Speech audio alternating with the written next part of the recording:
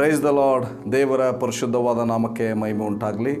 ಕರ್ತನಲ್ಲಿ ನನ್ನ ಪ್ರೀತಿಯುಳ್ಳ ಎಲ್ಲ ಸಹೋದರ ಸಹೋದರಿಯರಿಗೆ ಯೇಸುವಿನ ಮಧುರವುಳ್ಳ ನಾಮದಲ್ಲಿ ನಾನು ವಂದನೆಗಳನ್ನು ಸಲ್ಲಿಸುವನಾಗಿದ್ದೇನೆ.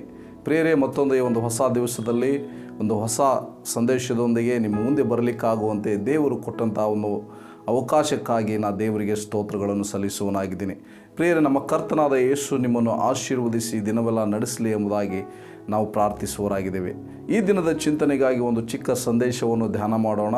ಸಂದೇಶದ ಧ್ಯಾನದ ಭಾಗಕ್ಕಾಗಿ ಕೀರ್ತನೆಗಳ ಪುಸ್ತಕ 40ನೇ ಅಧ್ಯಾಯ 8ನೇ ವಚನವನ್ನು ಓದಿಕೊಳ್ಳೋಣ. ವಚನ ಈ ರೀತಿಯಾಗಿ ಹೇಳ್ತದೆ: ನನ್ನ ದೇವರೇ, ನಿನ್ನ ಚಿತ್ತವನ್ನು ಅನುಸರಿಸುವುದೇ ನನ್ನ ಸಂತೋಷವು, ನಿನ್ನ ಧರ್ಮೋಪದೇಶವು ನನ್ನ ಅಂತರಂಗದಲ್ಲಿದೆ ಅಂದೆನು.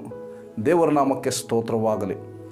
ಈ ವಾಕ್ಯದಲ್ಲಿರುವಂಥ ಒಂದು ತಾತ್ಪರ್ಯ ಏನೆಂಬುದಾಗಿ ನಾವು ನೋಡೋದಾದರೆ, ದೇವರ ಚಿತ್ತವನ್ನು ಯಾರು ನಡೆಸ್ತಾರೋ, ದೇವರ ಚಿತ್ತವನ್ನು ಅನುಸರಿಸಿ ಯಾರು ನಡೀತಾರೋ ಅವರಿಗೆ ನಿಜವಾಗಲೂ ಆ ಸಂತೋಷ ಇರ್ತದೆ. ಪ್ರಿಯರೇ, ಈ ದೇವರ ಚಿತ್ತವನ್ನು ಅನುಸರಿಸಬೇಕು, ಕರ್ತನಲ್ಲಿ ಯಾವಾಗಲೂ ಸಂತೋಷಿಸಬೇಕು ಎಂಬುದಾಗಿ ನಾವು ನೆನೆಸುವುದಾದರೆ ನಮ್ಮ ಅಂತರಂಗದಲ್ಲಿ ದೇವರ ವಾಕ್ಯೋಪದೇಶವು, ಕ್ರಿಸ್ತನ ವಾಕ್ಯಗಳು ಸಮೃದ್ಧಿಯಾಗಿ ವಾಸಿಸಬೇಕು. ಪ್ರಿಯರೇ, ಆವಾಗ ನಮ್ಮ ಜೀವಿತದಲ್ಲಿ ದೇವರ ಚಿತ್ತವನ್ನು ನೆರವೇರಿಸಿ ನಾವು ಕರ್ತನಲ್ಲಿ ಸಂತೋಷ ಪಡುವಂಥವರಾಗಿರ್ತೇವೆ.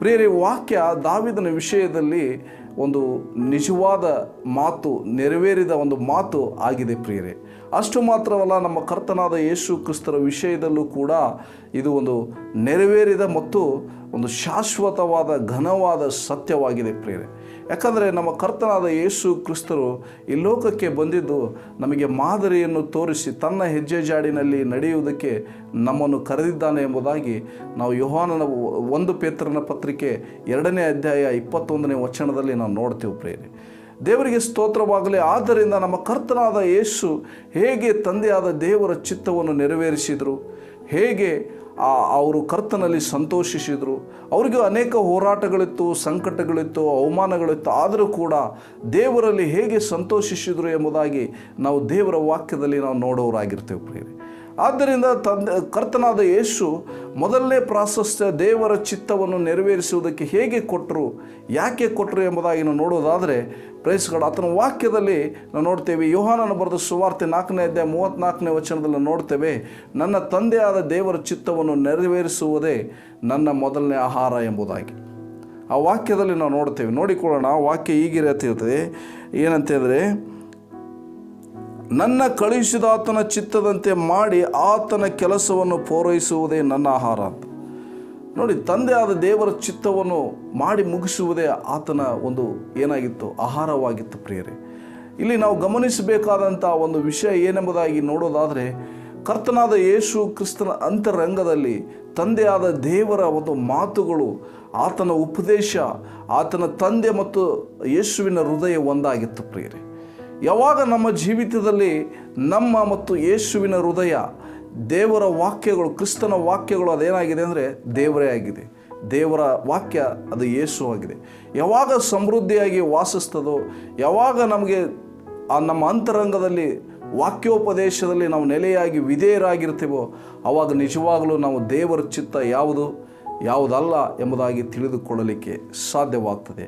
ಅದೇ ರೀತಿಯಾಗಿ ನಾವು ನೋಡ್ತೀವಿ. ಯೋಹಾನನ ಬರೆದ ಸುವಾರ್ತೆ 8ನೇ ಅಧ್ಯಾಯ 29ನೇ ವಚನದಲ್ಲಿ ನಾವು ನೋಡುವಾಗ ಕರ್ತನಾದ ಯೇಸು ಹೇಳ್ತಾರೆ ಏನೆಂಬುದಾಗಿ ನಾವು ನೋಡೋದಾದರೆ, ನನ್ನನ್ನು ಕಳುಹಿಸಿಕೊಟ್ಟ ಆತನು ನನ್ನ ಸಂಗಡ ಇದ್ದಾನೆ, ನಾನು ಆತನಿಗೆ ಮೆಚ್ಚುಗೆಯಾದದ್ದನ್ನು ಯಾವಾಗಲೂ ಮಾಡುವುದರಿಂದ ಆತನು ನನ್ನ ಒಂಟಿಗನಾಗಿ ಬಿಡಲಿಲ್ಲ ಎಂಬುದಾಗಿ. ದೇವರಿಗೆ ಸ್ತೋತ್ರ. ಇಲ್ಲಿ ಗಮನಿಸಬೇಕಾದ ಆತನಿಗೆ ಮೆಚ್ಚುಗೆ ಆದದ್ದು ಯಾವುದು ಎಂಬುದಾಗಿ ನಾವು ನೋಡೋದಾದರೆ, ಆತನ ಆಜ್ಞೆಗಳನ್ನು ಕೈಗೊಂಡು ನಡೆಯುವುದೇ.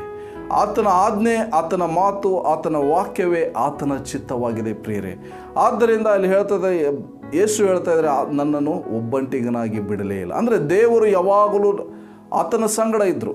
ಮನುಷ್ಯನಾಗಿ ಈ ಲೋಕದಲ್ಲಿರುವಾಗ, ಮಾದರಿಯನ್ನು ತೋರಿಸುವಾಗ ಆತನು ಹೇಳ್ತಾ ಇದ್ದಾರೆ, ನನ್ನನ್ನು ಒಂಟಿಯಾಗಿ ಬಿಡಲಿಲ್ಲ. ಅಂದರೆ ನಾವು ಮನುಷ್ಯರಾಗಿರೋ ನಾವು ಕೂಡ ಯೇಸುವಿನ ಹಾಗೆ ನಡೆದರೆ ಯುಗದ ಸಮಾಪ್ತಿವರೆಗೂ ದೇವರು ನಮ್ಮ ಸಂಗಡ ಇರ್ತಾನೆ, ಯೇಸು ನಮ್ಮ ಸಂಗಡ ಇರ್ತಾರೆ. ಪ್ರಿಯರೇ, ದೇವರ ನಾಮಕ್ಕೆ ಸ್ತೋತ್ರವಾಗಲಿ. ಆದ್ದರಿಂದ ಕರ್ತನಾದ ಯೇಸು ಕ್ರಿಸ್ತರು ನೋಡ್ರಿ, ದೇವರು ಯೇಸುವನ್ನು ಹೇಗೆ ಈ ಲೋಕಕ್ಕೆ ಕಳಿಸಿಕೊಟ್ಟರು ಹಾಗೆ ನಮ್ಮನ್ನು ಯೇಸು ಈ ಲೋಕಕ್ಕೆ ಕಳಿಸಿಕೊಟ್ಟಿದ್ದಾನೆ.